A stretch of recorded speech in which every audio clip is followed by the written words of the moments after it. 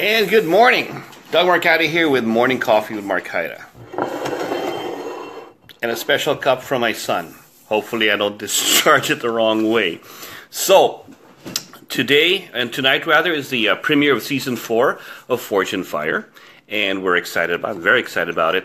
And some of the things I was thinking about is the process. As an end user who doesn't really forge, but kind of got an understanding after 4 seasons of the show that completes a cycle of knife, what are the processes that we have of the show pretty much on the round 1 part of the show? And basically you have the first thing is the reveal. The reveal is where we pretty much find out what kind of metal you're going to be given, and then the challenge. So you're usually given 3 hours to forge something in your signature style or whatever we ask of you to do. The first step is pretty much to understand or know what's been given to you, and then you take that metal and you put it into the forge. And in the forge, you're going to heat it up. There's the beginning thing. Bring that up to temp. Don't work it cold, because even metal will bend to your will if it's very hot. And a lot of times you really have to get it up to temperature, really up to temperature, so it's so easy. You know, you have these pictures of the blacksmiths as these monsters, strong people who have to bend metal with power. Actually, if it's really, really hot, it's like clay. It's very easy to work. As a matter of fact, Jason Knight teaches a lot of his courses by making you work with clay, because it's very much like metal. So, once you bring it, bring it up to temp, there are different ways of trying to, either if it's a bunch of metals, getting it together so that you can really strengthen or put the metals together. And what do we have? You can hammer it out the traditional way. We have power hammers so that you can just push it and not kill yourself to do that. And we have these hydraulic presses that can compress it using such tons of pressure. So now that you've learned to actually take your metal and now you want to crunch it to get it its strength, you let it cool down, got to bring it back into the forge, bring it up to heat again, because you don't want to work it when it's cold. Then, when you use it to start drawing out, so you have this piece of hot metal that you've pounded to get it strong, you're going to start to draw it out by pounding on it. And there are different parts of the anvil that will do this for you. You can also use it on the power hammer where you can draw it out to length, but also if you move it in a different direction, it'll start to draw it out in width to make it wider. Every time when you start to see the colors change, bring it back to the forge, heat it up again. Then after that, once you've pretty much shaped it to the closest you want of the knife shape that you have or design, then you normalize it. Normalizing is basically going up and down to the temperature. You bring it down all the way, so it's very hot. You let it cool down all the way. You see you're swinging it out. What it does, it helps crystallize or give you the formulation of the atoms to, it's in shock to just really get that nice felt velvety kind of look, not the sand grainy stuff that'll make it brittle and break apart. Once you normalize it a couple of times, then you're ready to quench. But before that, some will take it to the grinder and fine-tune what's going on with that. So that when you fine-tune that stuff, it clears it up. Then, after you're normalizing, you're grinding the shape, and you have the nice shape that you have, we are ready to go to the quench. And when you see them going to oil, and they're freaking out with water because some metals don't like that, too cold of a shock. Think about it. You're real hot and you jump into an ice cold bath. Big shock. So you want to slowly get into a quench that's kind of like more forgiving, like oil. So what they do is they heat up the oil to make sure that it doesn't shock.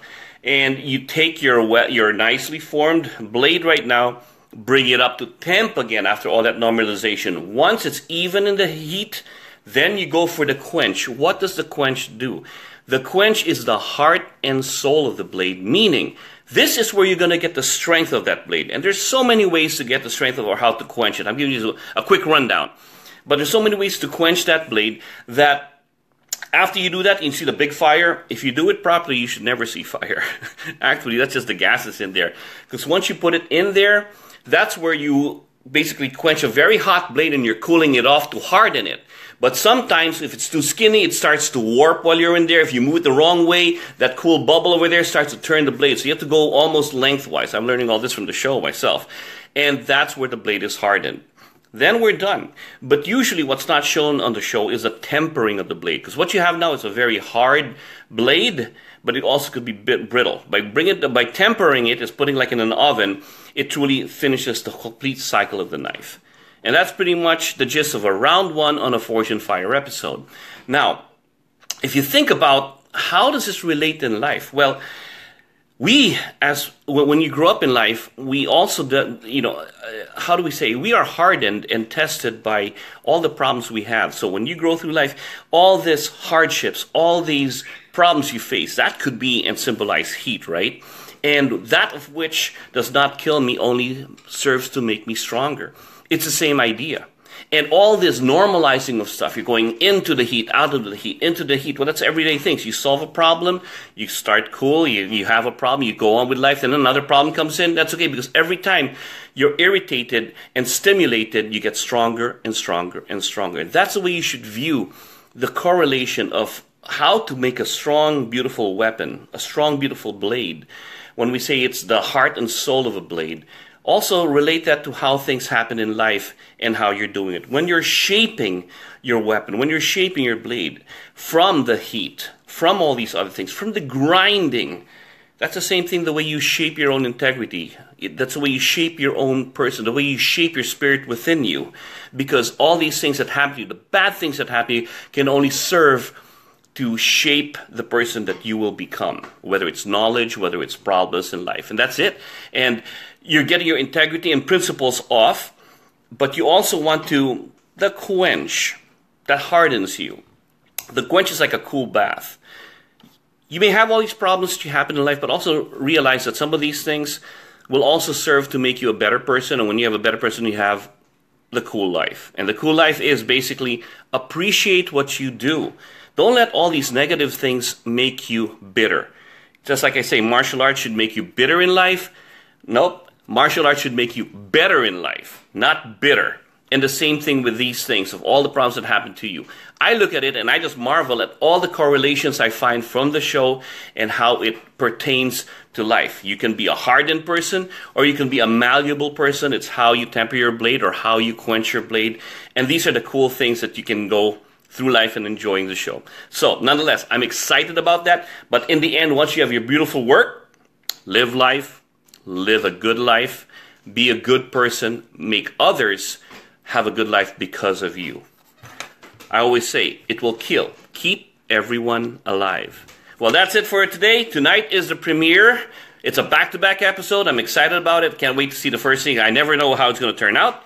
But Doug Marcaida here with my special cup. Thank you to my son. Always a good cup of Joe. Take care, guys.